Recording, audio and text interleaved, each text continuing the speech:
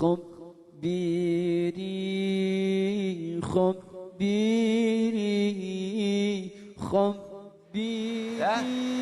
Kalau kita betul-betul ingin beramal soleh, beriman dan beramal soleh, udah nggak sempat kita untuk apa? Menyalahkan orang lain. Udah fokus terus. Kata. Dan Allah akan memberi banyak keberkahan kepada orang itu, sehingga yang duduk mendapat berkah, yang mendengar mauidhahnya mendapat berkah, dan lain sebagainya. Ada ketinggian Al-Quranul Karim. Kata. Ya. Jadi semua ibadah harus ada yang ada di dalam Al-Quran dan Al-Hadis Rasulullah SAW. Kalau enggak ijma' ulama, kalau enggak qiyas. 4 itu ya. Itu asas kita Ahlus Sunnah wal Jamaah. Kata. Ada bilang qiyas enggak perlu, ijma' enggak perlu. Ada yang seperti itu. Pertamanya sekarang ijma' masih perlu.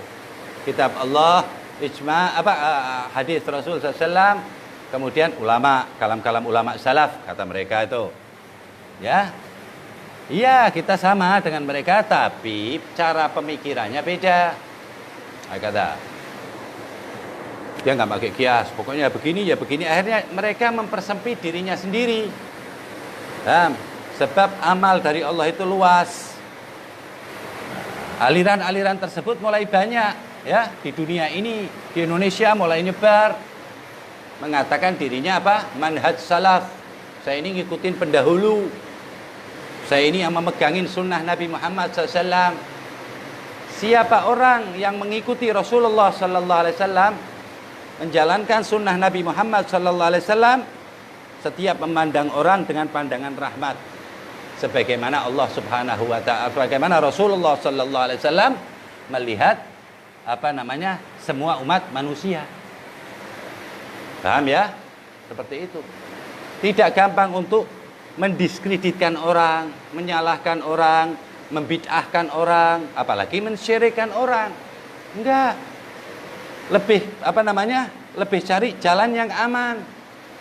Sebab membid'ahkan orang itu menerakakan orang, mengkafirkan orang, apalagi naudzubillah, selagi dia masih mengucap la ilaha illallah Muhammad Rasulullah, salat menghadap kiblat, kita boleh salat di belakang orang itu.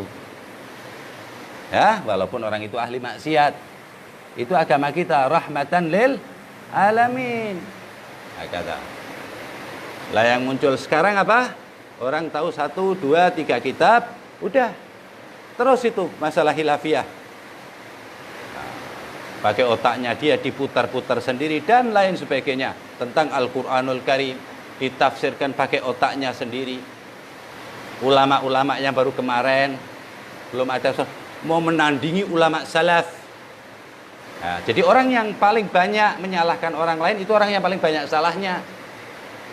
Rasul SAW hadza afu, penuh dengan maaf, nggak pernah menyesatkan Rasulullah SAW. Rasulullah itu tidak pernah menyesatkan orang yang berbuat sesat. Ente sesat, enggak. Tapi didoakan sama Allah, sama Rasul SAW, Allahumma hdi qaumi fa innahum la ya'lamun. Ya Allah, kasih mereka hidayah ya Allah, sebab dia nggak tahu. Bukan menyesat-nyesatkan, pakai dalilnya Al-Quran, hadis. Al-Quran, hadis kok jahat banget ente sama orang. Sedikit-sedikit bid'ah, sedikit-sedikit syirik. Bahkan berani banget dia mengatakan hal-hal yang tidak pantas. Ya.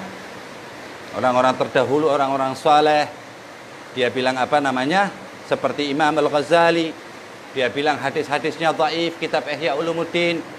Seterusnya terus berani terus mereka. Sampai berani kepada ayah Rasulullah sallallahu alaihi wasallam.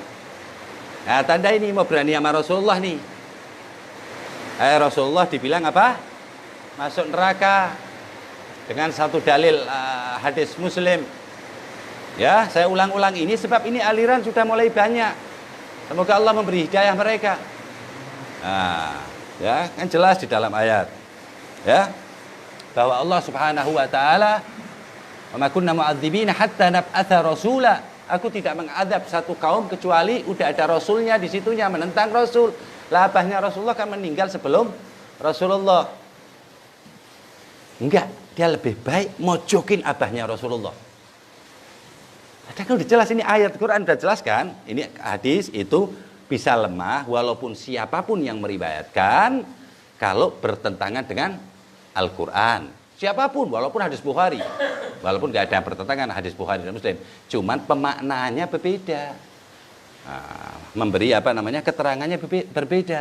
Dia enggak milih, kan diterangkan di situ bahwa ayah Rasul yang di sini itu maksudnya paman Rasul, yaitu Abu Lahab. Ya, itu memang di dalam Al-Quran.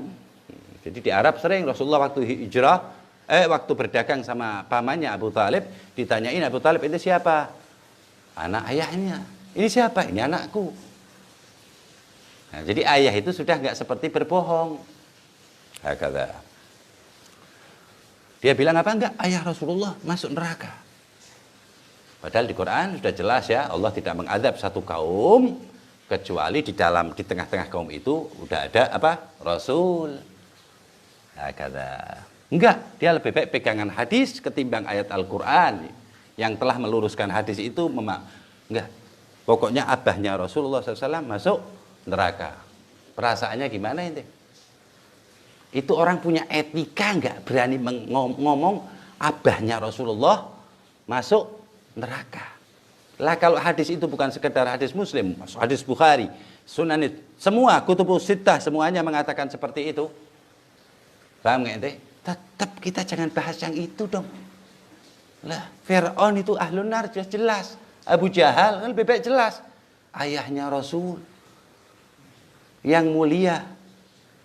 Nggak mungkin orang yang paling dikasihi Allah, dicintai Allah, ditaruh di dalam orang yang penuh dengan kemurkaan Allah. Yang masuk neraka apa? Orang yang dimurkai Allah nggak mungkin.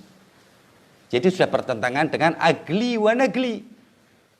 Cara berpikir akal sehatnya, tapi mereka tetap wa yahsabuna annahum muhtadun. Ini sekarang banyak sekali jamur, ya, banalnya banyak dan lain sebagainya. Mantepin teman. Nah, itu ada orang yang dimantepin dengan kesalahan. Nah, tapi etika udah nggak ada, paham ya? Jadi Rasulullah nggak pernah mengkafir-kafirkan, nggak, ya, nggak pernah membidah-bidahkan Rasulullah. Orang yang paling bidah itu orang yang membidah-bidahkan zaman Rasul, nggak ada itu. Sahabat membidahkan zaman sahabat juga nggak ada. Nah, tirunya siapa? Wallahu a'lam. Semoga Allah memberi hidayah kita dan mereka semuanya, ya kan? Kembali ke manhaj Ahlus Sunnah wal Jamaah.